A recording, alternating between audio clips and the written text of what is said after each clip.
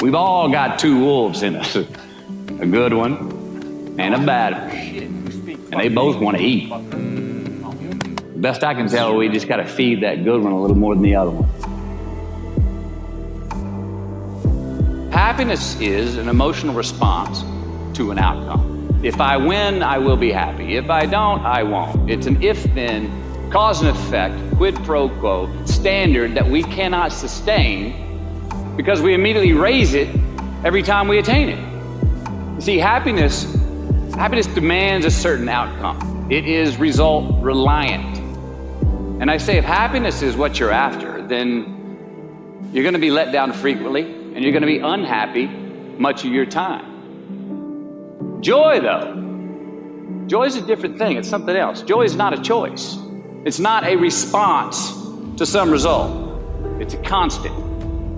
Joy is the feeling that we have from doing what we are fashioned to do, no matter the outcome. Now, personally, as an actor, I started enjoying my work and literally being more happy when I stopped trying to make the daily labor a means to a certain end. For example, I need this film to be a box office success. You know, I need my performance to be acknowledged. I need the respect of my peers. All those are reasonable aspirations, but the truth is, as soon as the work, the daily making of the movie, the doing of the deed became the reward in itself for me, I got more box office, more accolades and respect than I ever had before. See, joy is always in process.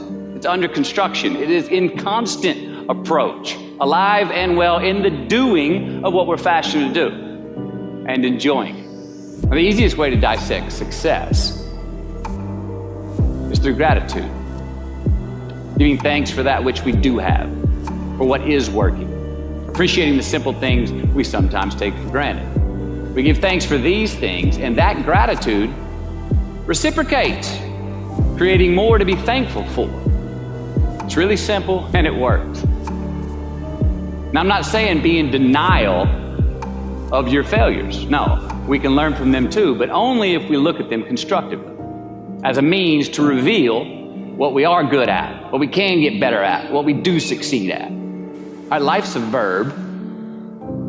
We try our best, we don't always do our best. And since we are the architects of our own lives, let's study the habits, the practices, the routines that we have that lead to and feed our success, our joy, our honest pain, our laughter, our earned tears. Let's dissect that and give thanks for those things. And when we do that, guess what happens? We get better at them, and we have more to dissect. It's a get rich quick on the internet, richest 15 minutes of fame world that we live in, and we see it every day. But we all want to succeed, right? So the question that we got to ask ourselves is what success is to us, what success is to you.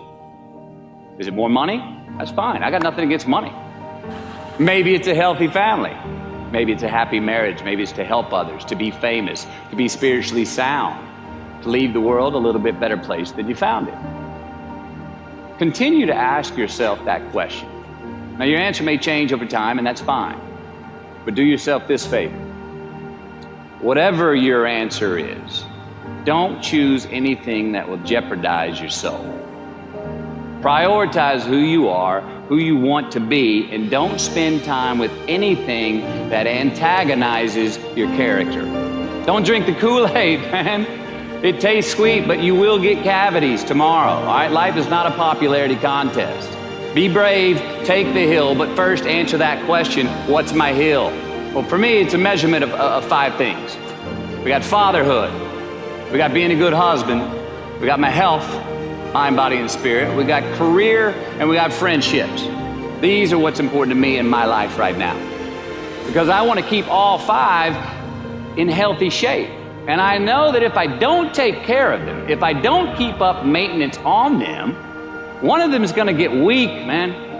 It's going to dip too deep into the debit section. It's going to go bankrupt. It's going to get sick, die even. So first, we have to define success for ourselves. And then We have to put in the work to maintain it. Take that daily tally. Tend our garden. Keep the things that are important to us in good shape. Defining ourselves by what we are not is the first step that leads us to really knowing who we are.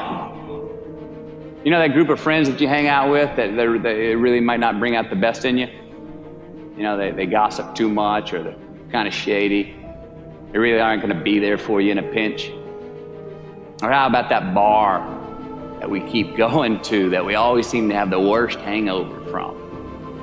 Or that computer screen, right? That computer screen that keeps giving us an excuse not to get out of the house and engage with the world and get some real human interaction. Or how about that food that we keep eating, that stuff that tastes so good going down, it makes us feel like crap the next week, and we feel lethargic and we keep putting on weight? Well, those people, those places, those things, stop giving them your time and energy. Just don't go there. I mean, put them down.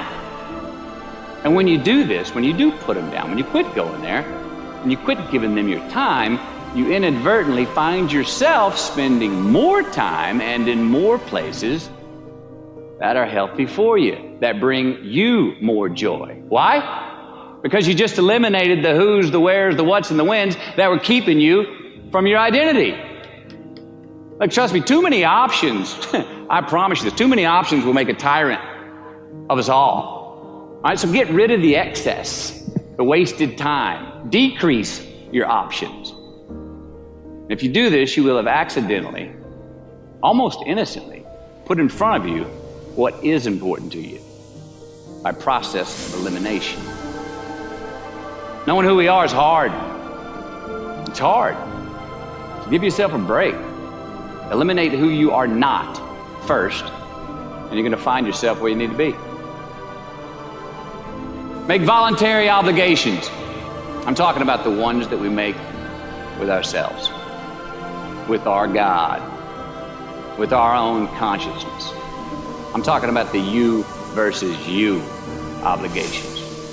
We have to have them. Now again, these are not societal laws and expectations that we acknowledge and endow for anyone other than ourselves. These are faith-based obligations that we make on our own. These are not the lowered insurance rates for a good driving record.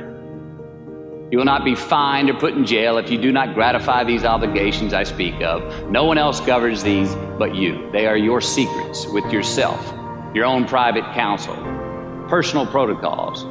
And while nobody throws you a party when you abide by them, no one's going to arrest you when you break them either, except yourself. An honest man's pillow is his peace of mind. And when you lay down on that pillow at night, no matter who's in your bed, we all sleep alone. These are your personal Jiminy Crickets, and there are not enough cops in the entire world to police them. It's on you. It's on you. We do our best when our destinations are beyond the measurement, when our reach continually exceeds our grasp, and when we have immortal finish lines. And when we do this, the race is never over. The journey has no port. The adventure never ends because we are always on the way. So do this, and let somebody else come up and tap you on the shoulder and say, hey, you scored. Let them run up and tap you on the shoulder and say, man, you won. Let them come tell you, you can go home now. Let them say, I love you too. Let them say, thank you. Take the lid off the man-made roofs that we put above ourselves and always play like an underdog.